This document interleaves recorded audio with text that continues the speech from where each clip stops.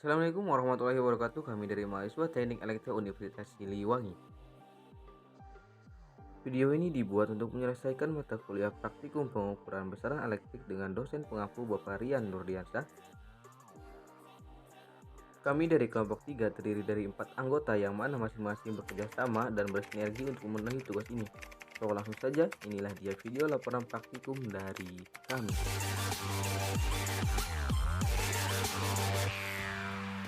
Oke, assalamualaikum warahmatullahi wabarakatuh. Saya Anda Tawi Firdaus. Di sini kami dari kelompok akan mempresentasikan apa saja yang telah kami lakukan dalam satu semester. Kemudian akan berbagi juga pengalaman dan juga kesimpulan dari beberapa praktikum yang telah kami laksanakan selama satu semester. Saya sendiri Andre Taufik Firdaus 217002016 sebagai ketua pada kelompok ini.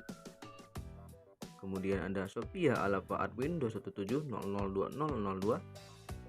Kemudian ada Jaya Subira 217002013. Kemudian ada Zaki Rizky Alfarizi 217002011. Di sini kami akan membahas mengenai praktikum pengukuran besaran elektrik yang telah kami laksanakan selama satu semester kemarin pada tahun ajar 2022.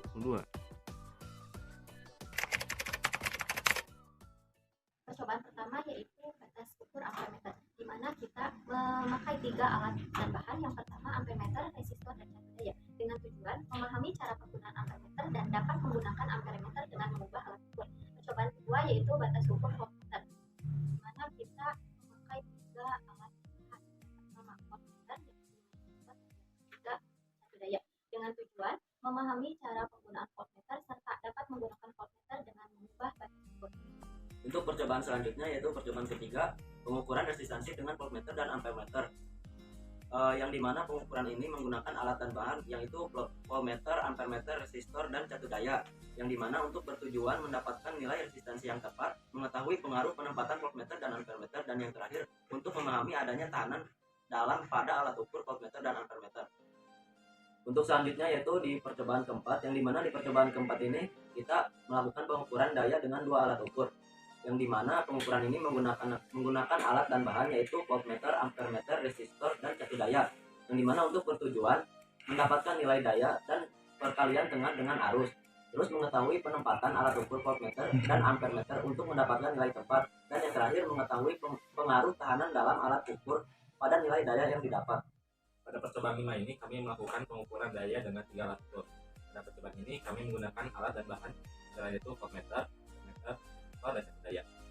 Percobaan ini bertujuan untuk mengetahui bagaimana cara pasangan alat ukur, kemudian mengetahui dan memahami metode pengukuran daya. Pada percobaan 6 kami melakukan pengukuran resistansi periodik, di mana percobaan ini kami menggunakan alat dan bahan alat ukur periodik. Dan tujuan dari percobaan ini adalah mengetahui cara penggunaan alat ukur resistansi periodik dan menjalankan atau menggunakan sendiri alat ukur periodik. Oke, selanjutnya yaitu pengukuran isolasi motor menggunakan isolasi tester dan beberapa motor listrik. Nah, dalam praktikum ini kami mengukur isolasi motor, yang mana kami mengukur kelayakan ataupun kualitas dari motor tersebut, apakah masih layak ataupun tidak sesuai dengan standarisasi dari internasional. Oke, pada pengukuran selanjutnya yaitu kami mengukur kualitas daya listrik pada panel dengan menggunakan alat power quality analyzer, yang mana power quality analyzer ini dapat memonitoring kualitas daya dari setiap panel listrik, dan tentunya dapat terpantau atau dapat monitoring dan terjaga kualitas daya dari setiap panel listrik tersebut. Oke, pada praktikum selanjutnya yaitu kami mengukur intensitas cahaya pada suatu ruangan, yang mana pada praktikum ini kami menggunakan alat yang bernama luxmeter, yang mana dari luxmeter ini kami dapat mendapatkan cahaya dari suatu ruangan tersebut dengan satuan kandela, dan dapat diukur sesuai standarisasi dari PUIL dan SNI, apakah ruangan tersebut layak digunakan ataupun tidak dari segi pencahayaannya. Kemudian kami juga untuk mengukur jarak dari suatu ruangan itu menggunakan alat yang bernama laser distance meter, yaitu dikonversikan dari cahaya menjadi jarak, sehingga tidak perlu menggunakan alat meteran dan cukup menggunakan alat laser distance meter dapat menghasilkan satuan jarak dari setiap ruangan tersebut dalam bentuk meter. Kesimpulan percobaan pertama mengenai batas ukur ampermeter yaitu alat yang digunakan untuk mengukur arus dinamakan dengan ampermeter. Untuk mempertinggi batas ukur dari suatu ampermeter diperlukan resistansi shunt yang dipasang paralel terhadap komponen. Kesimpulan dari percobaan kedua, batas ukur voltmeter yaitu voltmeter bisa digunakan untuk mengukur tegangan. Nah, untuk memperbesar batas ukur tegangan pada voltmeter kita bisa menggunakan resistansi shunt yang dipasang seri terhadap komponen voltmeter tersebut. Kesimpulan dari percobaan 3 mengenai pengukuran resistansi dengan metode voltmeter plus ampermeter merupakan pembuktian dari adanya hukum Ohm, di mana rumusnya merupakan R sama dengan V per I. Nah, pada percobaan 3 melakukan pengukuran resistansi dengan alat ukur voltmeter plus ampermeter telah dibuktikan dengan adanya tegangan dibagi arus pengukuran pada percobaan yang ketiga, sehingga hasil resistansi sesuai dengan rumus dan sesuai dengan pengukuran. Kesimpulan mengenai percobaan keempat pengukuran daya dengan dua alat ukur, yaitu pengukuran daya dapat dilakukan dengan dua alat ukur, yaitu dengan menggunakan voltase dan menggunakan ampermeter.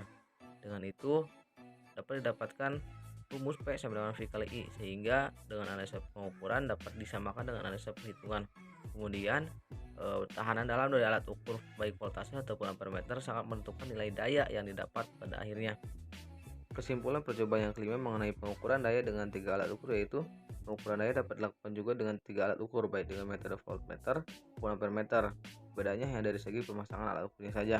Kemudian untuk nilai dayanya dilakukan analisis perhitungan lebih lanjut dengan hasil dari voltase dan hasil dari ampermeter. Kemudian dilakukan analisis perhitungan daya dengan rumus P sama dengan V kali I cos P, karena ini merupakan tegangan AC sehingga ada cos P. Kesimpulan percobaan yang keenam yaitu mengukur pengukuran resistansi grounding ataupun resistansi pentanahan, yaitu bisa menggunakan dua alat ukur. Yang pertama bisa menggunakan klem, yang kedua bisa menggunakan attestar. Dari segi efektivitas lebih efektif menggunakan attestar. Kemudian pengukuran di gedung rektorat yaitu mencapai 0,4 ohm, artinya gedung rektorat tersebut merupakan gedung yang baik untuk segi dari pentanahan atau groundingnya. Untuk jangkauan standarisasi dari grounding sendiri yaitu dari 0 sampai 5 ohm. Kesimpulan praktikum 7 mengenai pengukuran kualitas daya menggunakan power quality analyzer.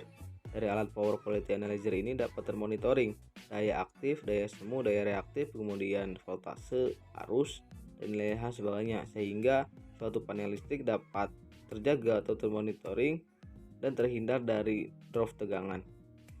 Dan apabila terdapat drop tegangan dapat segera untuk diperbaiki. Praktikum 8 yaitu mengenai pengukuran isolasi motor atau kualitas isolasi motor. Nah, untuk pengukuran isolasi motor ini menggunakan insulation tester. Dalam alat insulation tester ini dapat termonitoring isolasi motor, kualitas isolasi motor apakah masih layak ataupun tidak. Untuk standarisasi sendiri yaitu 1000 kali tegangan kerja. Nah, untuk pengukuran yang di lab, motor yang di lab merupakan motor yang kualitasnya bagus semua, karena nilainya lebih dari 1000 kali tegangan kerja.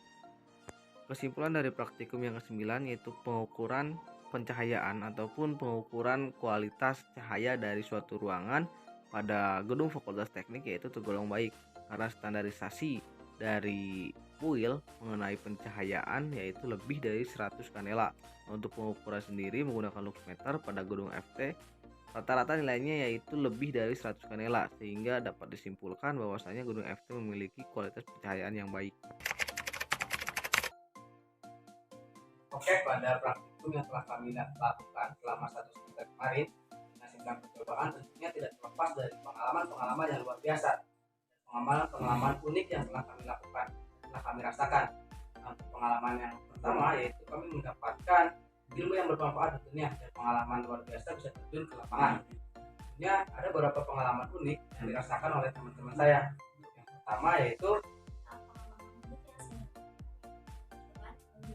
di mana pada percobaan tersebut terdapat banyak fungsi yang membuat tetapi di balik pengalaman unik tersebut saya mempunyai pengalaman baru serta ilmu baru yang didapatkan.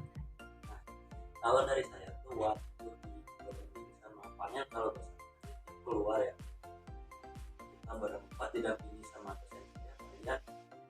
Nah kita tuh apa yang nggak salah dengar, saya tuh disangka apa sih teknisi. Nah lucu aja sih, cuma dibalik itu saya terus kelompok saya bisa ya terjun ke lapangan dan melihatlah gambaran-gambaran yang baik. Terima kasih juga bisa dapat terjun. Nah, pengalaman yang saya rasakan, saya sebetulnya bisa menggunakan beberapa alat yang emang saya rasa awam gitu digunakan, yang jarang saya gunakan sehari-hari gitu. Dan terima kasih setelah memberikan kesempatan untuk menggunakan alat tersebut. ya tentunya kami dari kelompok sangat berterima kasih dari kepada kalian selaku telah memberikan kesempatan pada kami melakukan praktikum di lapangan dan tentunya mendapatkan ilmu yang baru. Ini terlepas dari apa yang telah dilakukan oleh semua, itu merupakan hal yang telah kami lakukan secara maksimal.